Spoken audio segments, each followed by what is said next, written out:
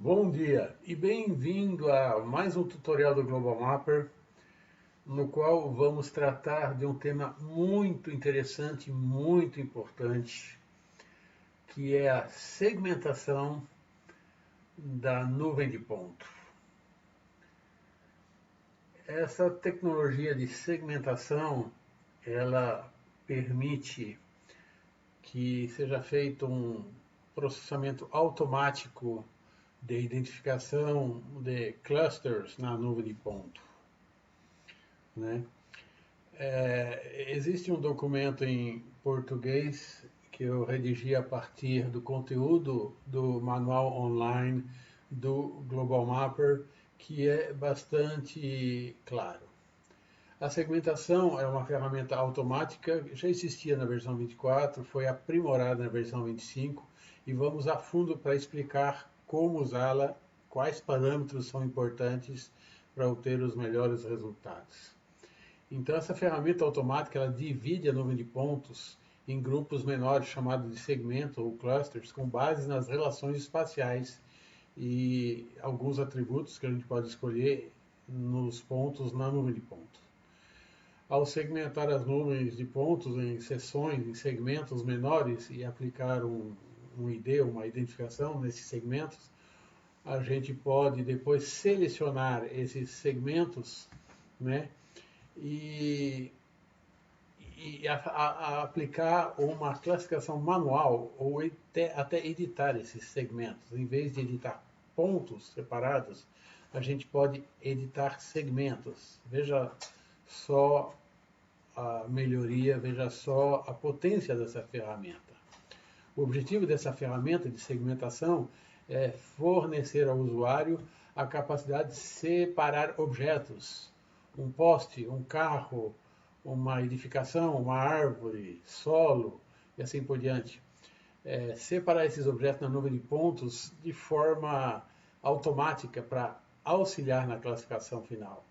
Esses objetos, esses segmentos, nesse contexto, pode ser edifícios, terrenos, carros, até pintura de estrada, se a sua nuvem de ponto é colorizada, torres de transmissão, objetos, feições que possuem atributos ou estruturas distintas de seus vizinhos, tanto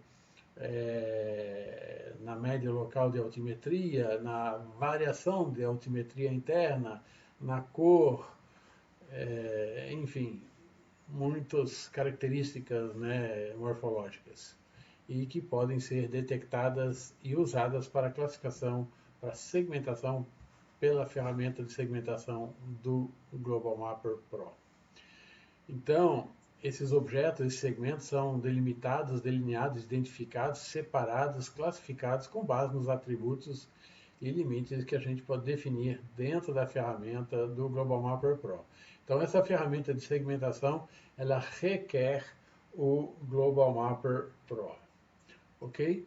Então, vamos voltar aqui para o Global Mapper e eu vou carregar um espaço de trabalho que é aquela imagem de Portland com a nuvem de ponto de Portland com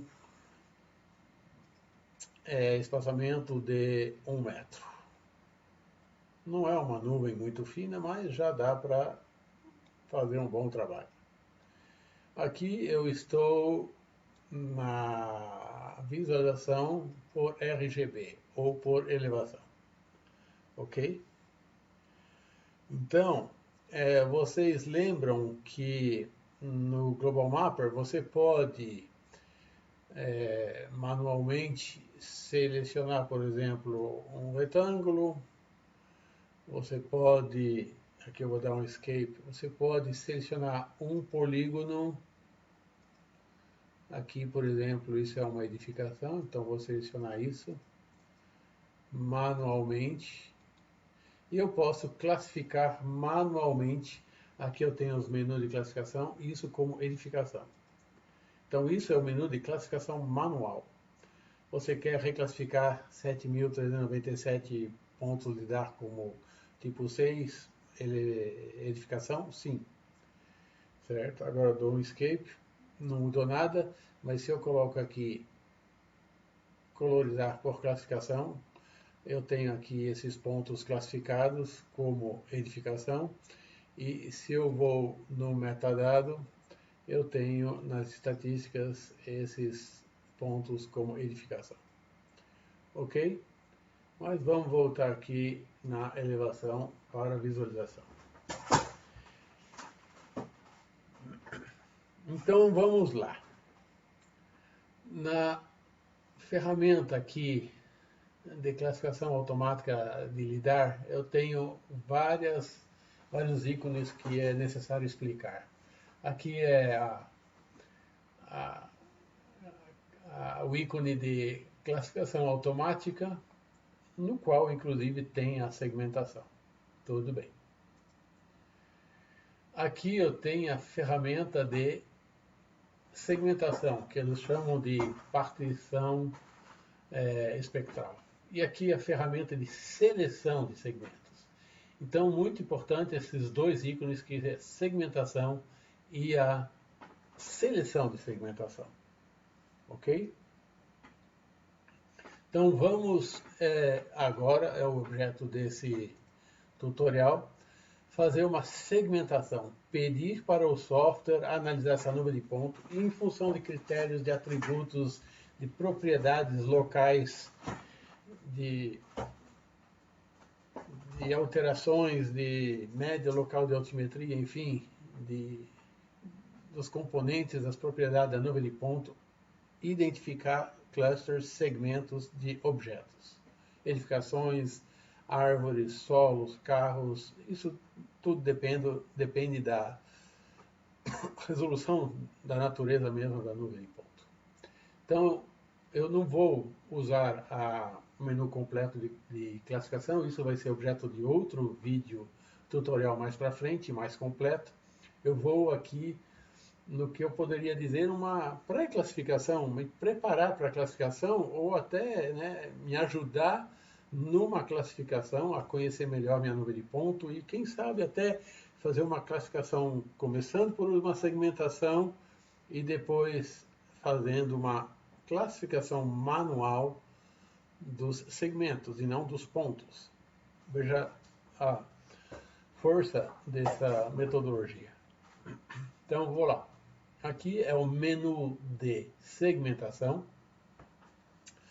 E voltando aqui ao nosso arquivo texto, este pode ser encontrado aqui no menu Help em inglês. É o mesmo dado que eu traduzi em português. Ok? Então, a gente vai ver aqui os menus de segmentação com os atributos que a gente pode atribuir ou não, o sentido deles e o resultado que a gente pode conseguir depois para administrar esses segmentos. Ok? Então, vamos lá. Aqui é o documento em inglês.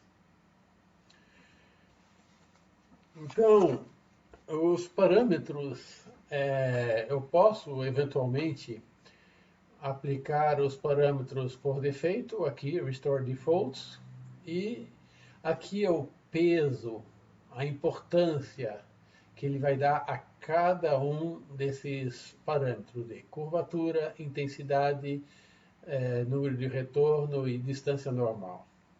O que são esses fatores? O que significa isso? A curvatura. Então, a curvatura, é para isso que eu publiquei aquele documento, a curvatura, ela determina, dentro de uma vizinhança, a posição dos pontos adjacentes entre si. Aqui, por exemplo, nós temos o caso de um carro e a gente pode ver que na parte, digamos, superior do para-brisa tem uma alteração da curvatura, né? Aqui a linha sobe, aqui ela começa a descer. Então, o limite máximo da curvatura determina o limite de curvatura em uma área local para que um ponto seja considerado parte do mesmo segmento. Por exemplo, olhando para o perfil aqui, o perfil de um carro, o ponto que representa esse veículo está dividido em dois segmentos. A quebra entre esses dois segmentos ocorre no topo da área do para-brisa, onde a curva ao longo da superfície do carro é mais acentuada, né, aqui e aqui menos acentuada, por exemplo. Então, se o valor da curvatura é aumentado para esses dados, né, o carro pode receber um único ID. Mas se você dá um peso adicional para a curvatura, então o fator curvatura toma mais importância e a discriminação em função da curvatura se faz mais importante no processo de segmentação. Ok? Então, depois a gente pode voltar aqui na intensidade. A intensidade é a força do retorno laser, a força do retorno do sinal do ponto para o sensor na hora de construir a nuvem de pontos. Isso também é importante, mas nem tanto, né? A maioria dos sistemas LiDAR registra a intensidade do pulso de retorno, então materiais semelhantes terão um valor de intensidade semelhante, tornando úteis essa intensidade para a procura de grupos de pontos semelhantes dentro de uma camada, né? Mas, digamos, não é tão essencial. Outro fator é o return number, o número de retorno. Ele procura semelhança no número de retorno de cada ponto no conjunto de dados, né? Eles variam de 1 a 5, um alvo pode ter de um único retorno até 4, 5 retornos, sobretudo na vegetação. Superfícies sólidas descobertas têm números maiores de primeiros retornos e únicos retornos, enquanto que a vegetação e os objetos que têm várias camadas, né, a mata fechada, que tem a camada de árvores, várias camadas de árvores, de vegetação, de galhos, podem ter uma combinação maior de números de retorno. Ok? A cor, ela vale como fator aqui quando você tem uma nuvem colorizada, o que não é sempre o caso. O que é muito interessante é a distância normal. O que seria isso? Voltando aqui a nuvem de ponto, ao documento, aqui a distância normal considera direção perpendicular à superfície em que o ponto está representado. Então, valores de distância normal semelhante de uma área indicam que os pontos representam uma feição de formato consistente, um plano local, certo? Então, um telhado aqui temos duas águas e os pontos estão bem alinhados, então a distância normal de um ponto com o plano normal aqui é muito baixo, certo? Estão bem alinhados, então é um plano virtual bem delimitado, né? Olhando para a vista em corte transversal aqui de um telhado, o plano do telhado é a superfície representada pelos pontos e a distância normal para um único ponto é mostrada pela perpendicular a este plano, afastando-se do ponto. Então, se um ponto está aqui, ele vai estar longe do plano normal, do plano virtual, a distância normal vai ser alta, e se ele está dentro do plano aqui, né, a distância normal vai ser muito baixa. Nos algoritmos anteriores do Global Mapper Pro, a gente definia na classificação automática de edificações a distância coplanar, que era a distância de tolerância de distância, né, de um ponto para uma superfície virtual, um telhado ou até o solo, para considerar se esse ponto fazia parte do solo ou se ele fazia parte do telhado da edificação em questão. Ok? Então, para edificação, para definição, segmentação de edificações, essa distância normal pode sim ser muito importante. Voltando aqui então, né? A gente já viu a curvatura, a intensidade, o return number e a distância normal, ok? A gente pode ver aqui o, o que a gente, digamos, pode colocar como parâmetros por defeito. Eu sugiro colocar a curvatura sempre e a distância normal. O return number pode ser interessante também, né? E aqui seria o que? A conectividade, o limiar de conectividade. O que seria isso? O limiar de conectividade, né, é o limite para a conectividade algébrica usado para determinar onde cortar ou dividir segmentos. Se você quer, você coloca um valor maior de limite de conectividade, você vai ter mais segmentos, ele vai dividir o espaço 3D aí da nuvem de ponto em vários segmentos, vai picar muito mais os segmentos, né?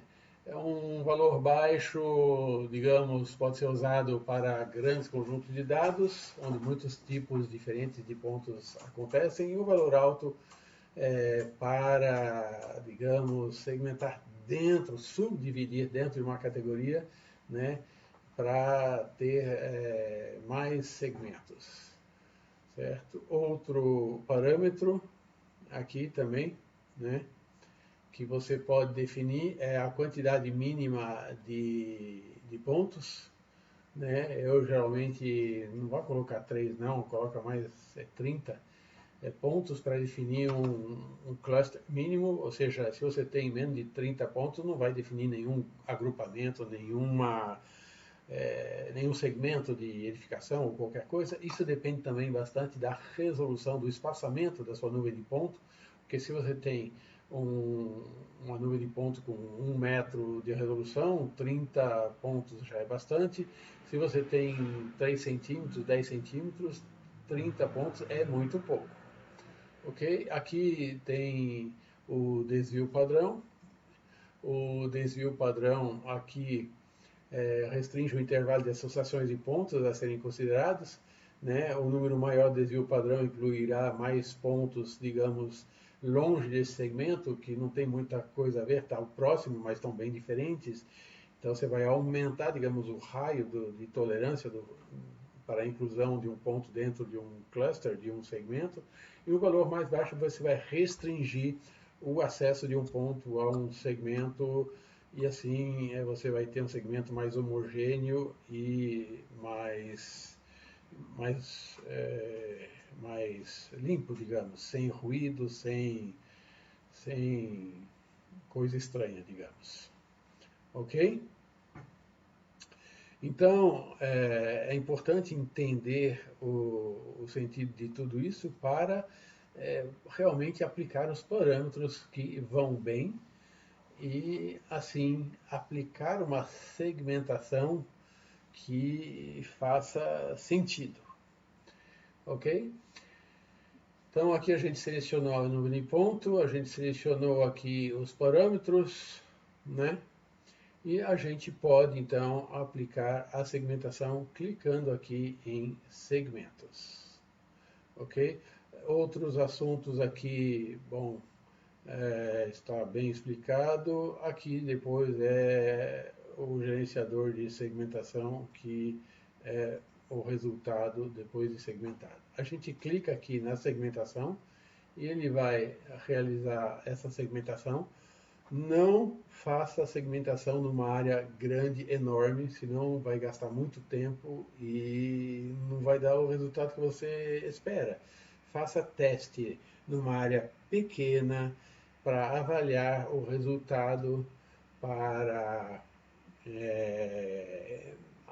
ver como é que acontece, se os parâmetros fazem sentido, se o resultado é bom. Você pode, de repente, até alterar a densidade da nuvem de pontos, se ela é muito alta, para reduzir a densidade, o espaçamento, ficando maior, a quantidade de pontos é menor, e a segmentação pode até dar melhor resultado, sobretudo, né, em áreas de vegetação densa, assim por diante. Ok?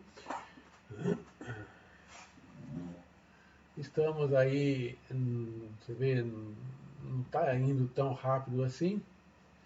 É que o computador que eu estou usando não é também tão poderoso,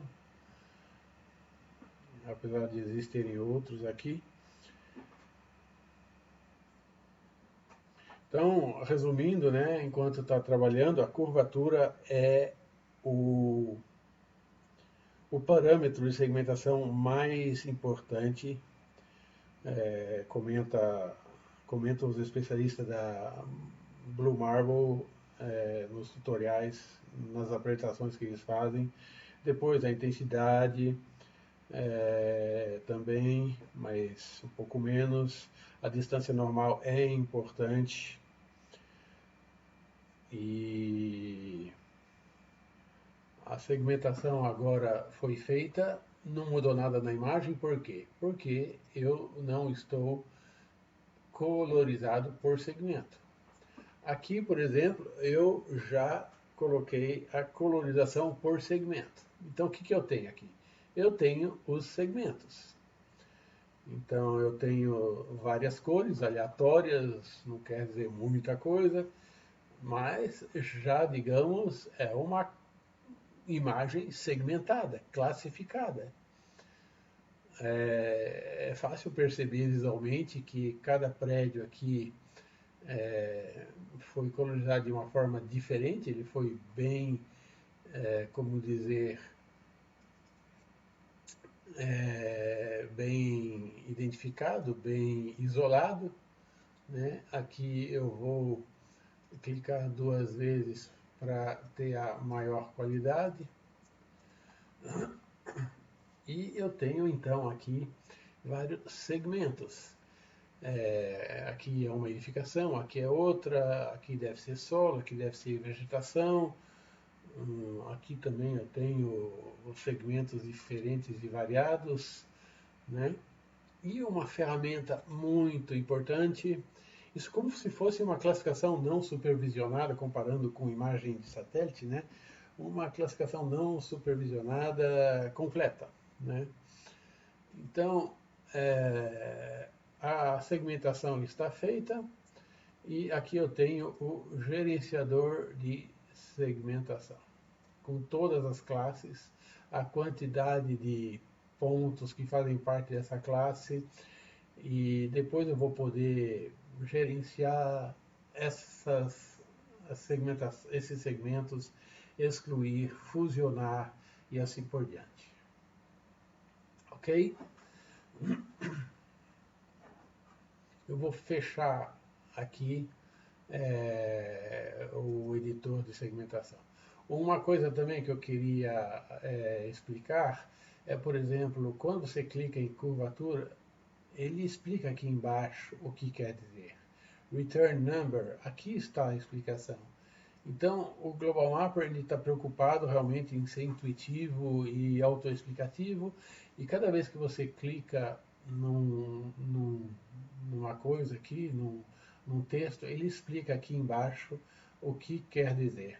Aqui está em inglês, porque a versão em inglês foi lançada faz pouco tempo, a tradução da versão em português já foi feita e vai demorar alguns dias até sair, mas eu tinha, digamos, esse anseio de apresentar para vocês a ferramenta de segmentação, o que está sendo feito agora.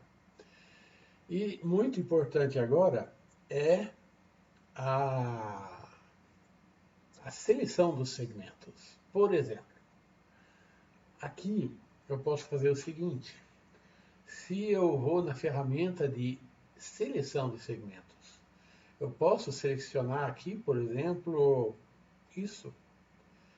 E o que eu vou selecionar aqui? Vou selecionar praticamente tudo que é solo. Né? Então, se eu vou aqui, depois de selecionar isso, eu coloco solo. Se você quer selecionar solo, eu falo sim, eu quero selecionar solo. Eu dou um escape aqui, né?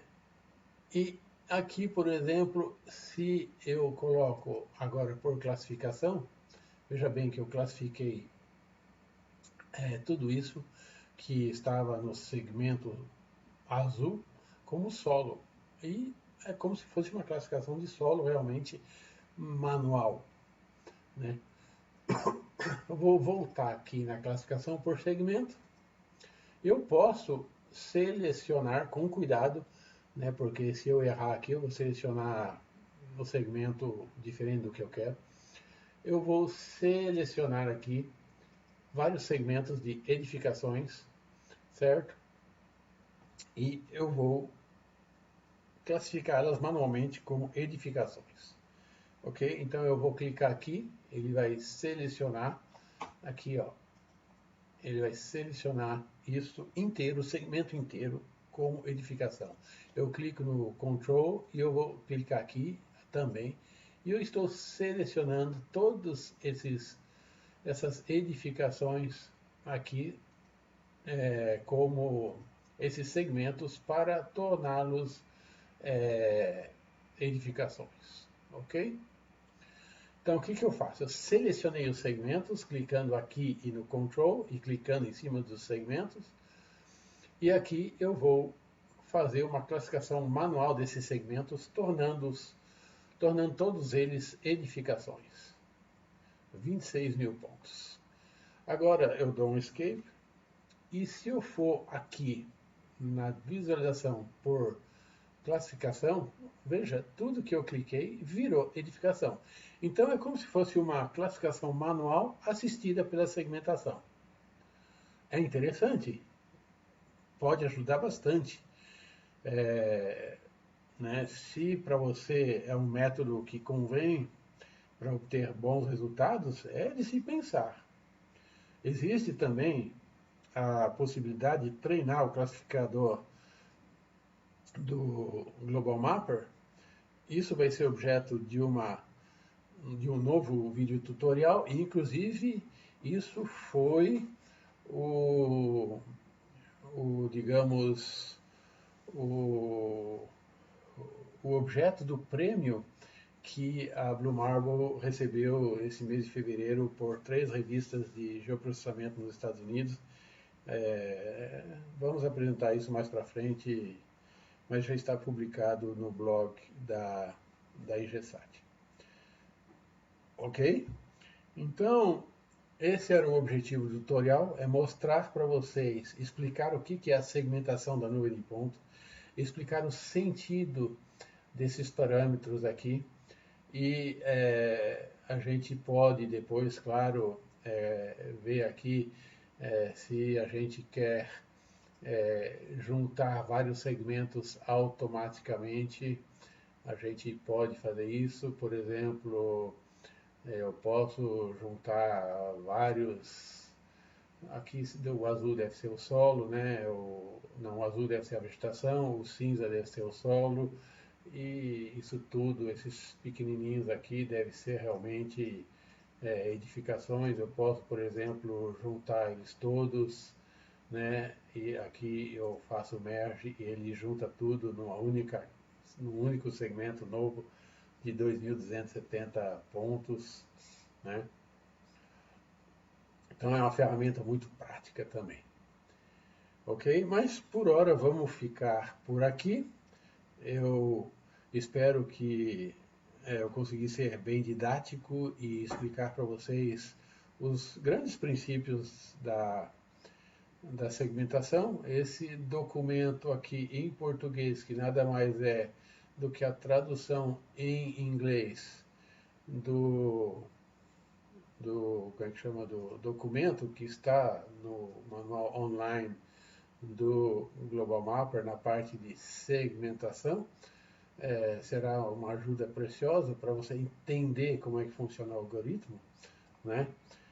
Entendendo como funciona o algoritmo, você vai ter capacidade de aplicar melhor